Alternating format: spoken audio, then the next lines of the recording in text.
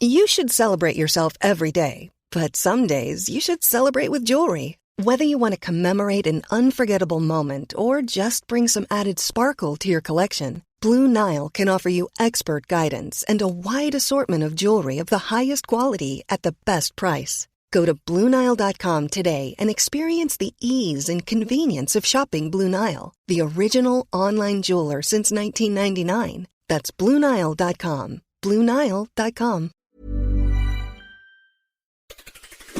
On today's Smart 7, Sara Everard Inquiry publishes findings, George Galloway wins in Rochdale and much more. It's Friday, 1st of March, it's St David's Day, and happy birthday, Kesha.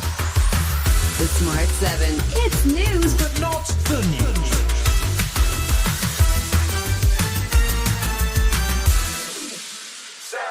Sara Everard was murdered by serving police officer Wayne Couzens in March 2021.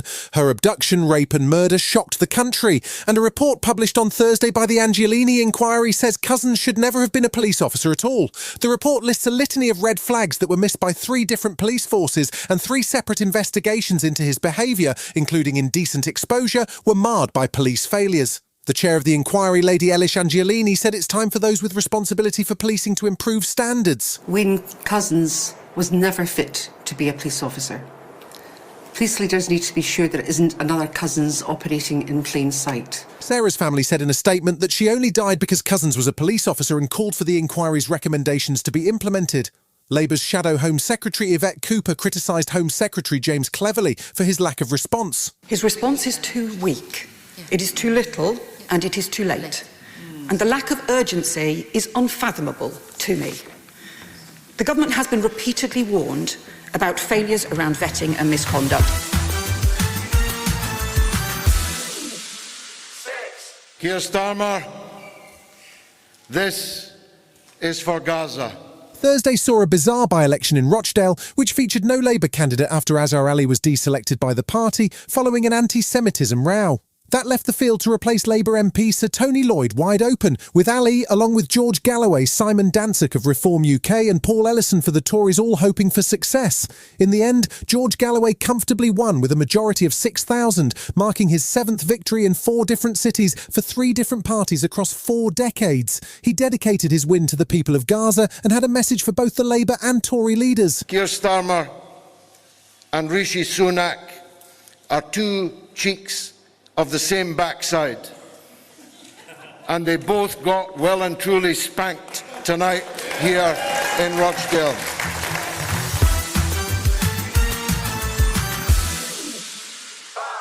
Russia's President Vladimir Putin made his annual address to Parliament on Thursday. He spoke at length about how the West is trying to destroy Russia and how Russia would fight and defeat NATO if required, with a threat to use nuclear weapons. His remarks came as the European Parliament held him criminally and politically responsible for the death of Alexei Navalny, whose funeral takes place in Moscow on Friday. The Russian elections are due to take place in 2 weeks, but with no serious opposition left, it's expected Putin will win easily. He did have thoughts too on how Russia can play a role as a global peacemaker, presumably after the war in Ukraine ends. All our efforts should be put in having negotiations with all the countries of the world in that respect.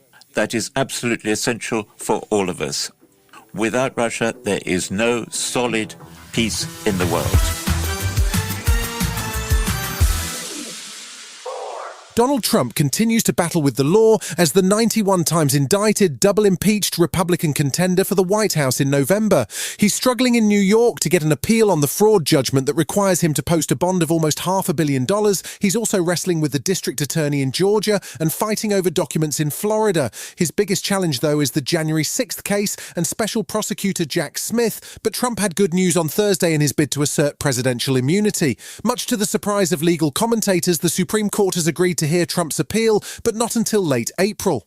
Dave Arenberg is the Palm Beach state attorney and a legal analyst for MSNBC, and he says that it's all a bit suspicious. Delay is a choice. And when the Supreme Court wants to move quickly, it does. Like in Bush v. Gore in 2000, they consciously chose the opposite here. So it's abundantly clear that there is no cavalry coming to save our democracy. Only the voters can do that. Still to come on today's Smart 7, F1 is back in Bahrain, and Lulu would like some champagne, darling, right after this.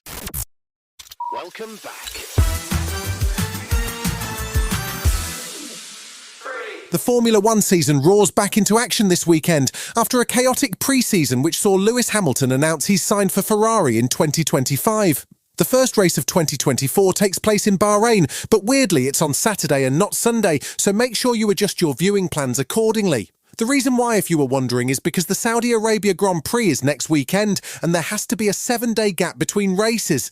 There was a surprise in the second practice session as Mercedes managed to outmuscle Red Bull and saw Lewis Hamilton finish at the top of the board. We didn't really know where we stood on the C2 tyre. And then in this session, the car, we made some improvements over the session. I don't understand. It's a shock to see us where we are, but we'll take it for now. But we can't get ahead of ourselves. We need to keep our heads down, keep working on the setup.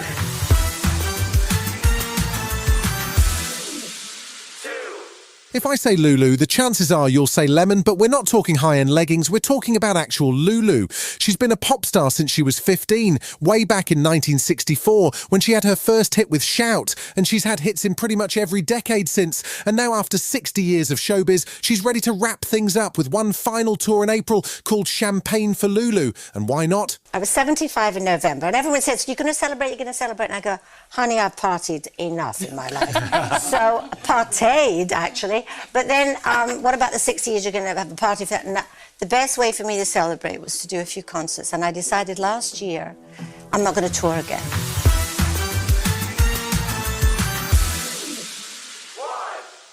There was sad news on Thursday as one of Britain's best-loved TV cooks, Dave Myers, passed away at just 66 years of age. The hairy bikers, who've spent 20 years on our TV screens and on their beloved bikes, first met in the 1990s and shot to fame with their 2006 Hairy Bikers cookbook show on the BBC. Dave and his on-screen partner and best friend, Cy King, stood out from any other TV chefs as they loved to hit the road, and their authentic and enthusiastic presentation won them many fans. Dave had been ill with cancer for a number of years, but continued to make TV shows, including their current series, which is called The Hairy Bikers Go West. The two spoke about their joy at getting to make a final series. Rest in peace, Dave. It's been glorious, and the motorcycling's been glorious. What can I say? It just feels so good to be alive. Great that I'm back here with my best mate. You know, we didn't think that 18 months ago we'd be on the bikes again and wandering around Dave's backyard, and it's wonderful that we are. You've been listening to The Smart 7. We'll be back tomorrow at 7 a.m. Hit that follow button and have a great day. Give us 7 minutes, we'll give you the world.